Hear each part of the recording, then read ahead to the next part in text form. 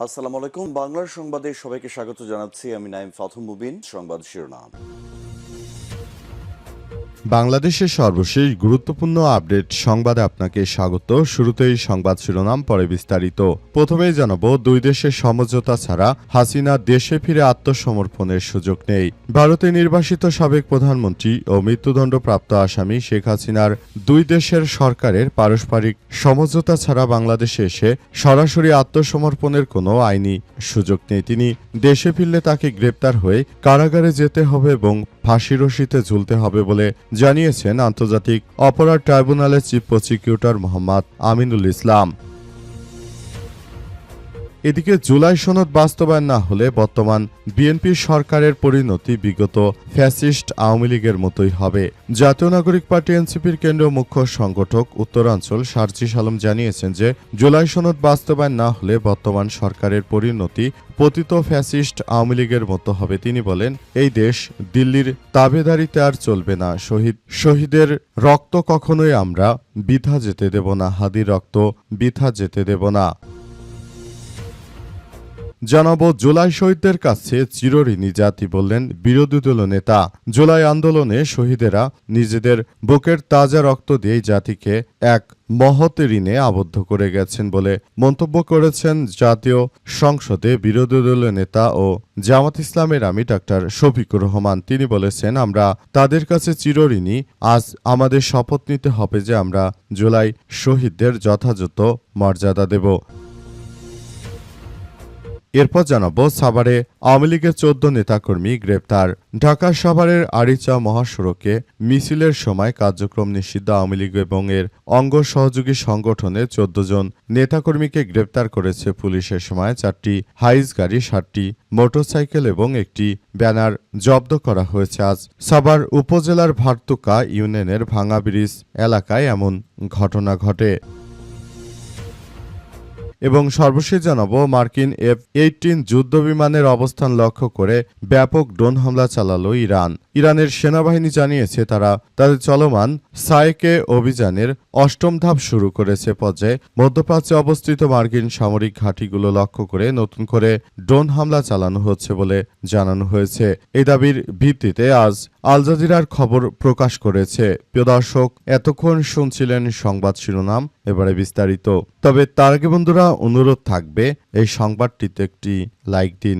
এই চ্যানেলে আপনি নতুন হয়ে থাকলে আমাদের সংবাদটি দেখতে দেখতে চ্যানেলটি সাবস্ক্রাইব করে রাখুন। কমেন্ট করে বন্ধুরা আপনার মূল্যবান মতামত জানিয়ে দিন আপনি বিশ্বের কোন দেশ থেকে বা বাংলাদেশের কোন স্থান থেকে আমাদের সংবাদটি দেখছেন এবং শুনছেন। আর বন্ধুরা, সংবাদটি আপনার সোশ্যাল মিডিয়া ফেসবুকে শেয়ার করে বন্ধুদেরও দেখার সুযোগ করে দিন।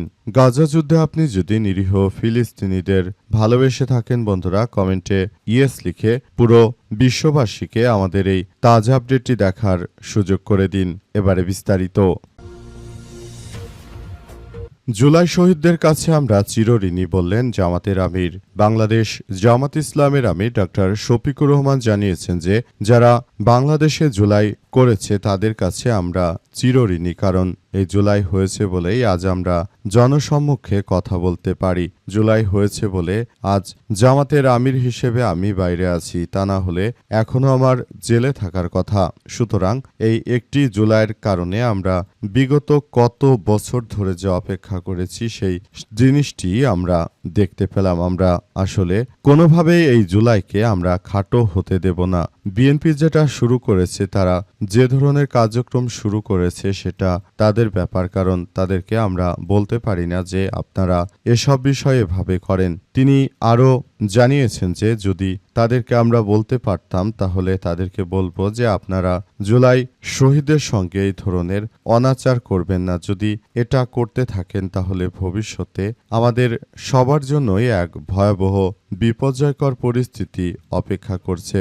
আমরা বিষয়গুলো নিয়ে খুব বেশি সন্দিহান বলে উল্লেখ করা হয়েছে।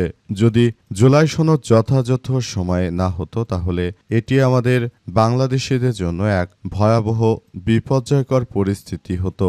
আওয়ামী দুর্বৃত্তরা তারা আগামীতে কখনোই কিন্তু আমাদেরকে আর দেশে শান্তিতে থাকতে দিত না। তাই বিষয়গুলো যদি বিএনপি এখন বুঝেও না বোঝার ভান করে, তাহলে ভবিষ্যতে যখন তারা কোনো বড় ধরনের সমস্যায় পড়বে তখন কিন্তু আর তাদেরকে কেউ সহযোগিতা করবে না। সুতরাং তাদের অবশ্যই এই বিষয়গুলো নিয়ে খুব ভাবা উচিত। যদি তারা বিষয়গুলো নিয়ে এখনই যথাযথভাবে কার্যক্রম চালাতে না পারে, তাহলে ভবিষ্যতে আমাদের সবার জন্য খুব বেশি ভয়াবহ এক বিপজ্জনক পরিস্থিতির সৃষ্টি হবে বলে উল্লেখ করা হয়েছে। তাই এখনই বিষয়গুলো নিয়ে আমাদের সবাইকে আরও বেশি ভাবতে হবে, কারণ যে কোনো মূল্যে এই ধরনের সমস্যাগুলোকে আমাদের মোকাবেলা করতে হবে বলে উল্লেখ করা হয়েছে।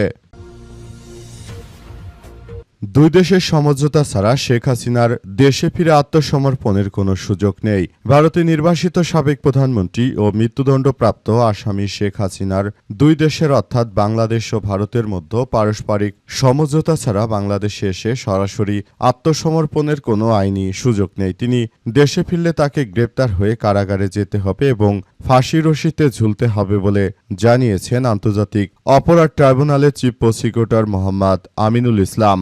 আজ আন্তর্জাতিক অপরাধ ট্রাইব্যুনালের নিজ কার্যালয়ে শেখ হাসিনার আত্মসমর্পণ শীর্ষক এক বক্তৃতায় এসব কথা জানিয়েছেন আমিনুল ইসলাম। তিনি আরও জানিয়েছেন যে কোনরূপ সমঝোতা ছাড়া কোনোভাবেই আসলে কোনো কিছু করা যাবে না। এই মুহূর্তে তারা আসলে যে ধরনের কার্যক্রম শুরু করেছে আওয়ামী দুর্বৃত্তরা, তারা দেশটাকে আবার একটি ভয়াবহ বিপর্যয়কর পরিস্থিতির মধ্যে ঠেলে দিতে চায়। তাদেরকে যে কোনো মূল্যে প্রতিহত করার ঘোষণা দিয়েছেন তিনি বলেন, ভারতের সঙ্গে বাংলাদেশের কথা হবে এবং শেখ হাসিনাকে ভারত থেকে আইনির প্রক্রিয়ার মাধ্যমে দেশে ফেরত আনবে বাংলাদেশের সরকার এবং তাকে ফাঁসি রশিতে ঝুলিয়ে বিচার কাজ পরিচালিত হবে। কিন্তু শেখ হাসিনা যেভাবে টুপ করে দেশে ঢুকে পড়বে সেটি কোনোভাবে আসলে বাস্তবতায় সম্ভব নয় বলে উল্লেখ করা হয়েছে। সবকিছু সুন্দরভাবে গড়ে তোলার মধ্য দিয়ে আসলে সবাইকে এগিয়ে যেতে হবে বলে উল্লেখ করা হয়েছে। উক্ত বিষয়গুলো নিয়ে সবাই খুব বেশি সচেতন রয়েছে এবং সবাইকে এখনই পরিষ্কারভাবে সবকিছু বলে দিয়েছেন তাজুল ইসলাম। এর পরবর্তী যিনি চিফ প্রসিকিউটর রয়েছেন আমিনুল ইসলাম। জুলাই সনদ বাস্তবায়ন না হলে সরকারের পরিণতি আওয়ামী লীগের মতো হবে বললেন সার্জিস আলম। জাতীয় নাগরিক পার্টি এনসিপির কেন্দ্রীয় মুখ্য সংগঠক উত্তরাঞ্চল সার্জিস আলম বলেছেন যে জুলাই সনদ বাস্তবায়ন না হলে বর্তমান সরকারের পরিণতি পতিত ফ্যাসিস্ট আওয়ামী লীগের মতো হবে। তিনি আরও জানিয়েছেন, এই দেশে দিল্লির তাবেদারিতে আর চলবে না। শহীদের রক্ত আমরা বৃথা যেতে দেব না। আজ বিকেলে বগুড়ার দুপাচিয়া উপজেলার সিও অফিস বাস স্ট্যান্ড এলাকায় দেশ গড়তে জুলাই জাগরণ কর্মসূচির অংশ হিসেবে পথসভায় সব কথা জানিয়েছেন সার্জিস আলম। তিনি আরও জানিয়েছেন যে সবাইকে বিষয়গুলো নিয়ে খুবই গুরুত্ব সহকারে চলতে হবে। আপনারা যদি বিষয়গুলো আসলে যথাযথভাবে কার্যক্রম না চালাতে পারেন, তাহলে আপনাদেরকে বলতে চাই, বিএনপি আপনারা ক্ষমতা ছেড়ে দিন। এই রাষ্ট্র কাঠামো পরিচালনার জন্য দেশে অনেক ভালো ভালো মানুষ রয়েছে, যারা রয়েছে তারা আসলে রাষ্ট্র কাঠামো যথাযথভাবে পালন করতে পারবে। সুতরাং আপনারা রাষ্ট্র ছেড়ে দিন, দায়িত্ব ছেড়ে দিন। যদি বিষয়গুলো আপনারা চালাতে না পারেন, তাহলে কেউ আপনাদের জোরাজুরি করছে না। রাষ্ট্র কাঠামো ভেঙে দিন। রাষ্ট্র কাঠামো এমনিতেই আপনারা ভেঙে দিয়েছেন। সুতরাং বিষয়গুলো নিয়ে সবাই আমরা খুব বেশি সতর্ক অবস্থানে রয়েছি। যে কোনো মূল্যে এই ধরনের ঘটনাগুলো আমরা ঘটাতে চাই। আরও উল্লেখ করা হয়েছে যে বিষয়গুলো অত্যন্ত দুঃখজনক এক ব্যাপার হয়ে দাঁড়িয়েছে যে বিএনপি গণভোটের কথা বলে ক্ষমতা আসার পরই তারা গণভোট আসলে মানতে চাচ্ছে না। তাদের উদ্দেশ্য হচ্ছে যে তারাও পালিয়ে যাওয়া স্বৈরাচার শেখ হাসিনার মতোই রাষ্ট্র কাঠামো সমস্ত কিছু তারা ধ্বংসস্তূপে পরিণত করে আবারও একদলীয় শাসন ব্যবস্থা তারা কায়েম করতে চায়। এটা কোনোভাবেই গ্রহণযোগ্য নয়। সাভারে আওয়ামী লীগের 14 নেতাকর্মী গ্রেপ্তার।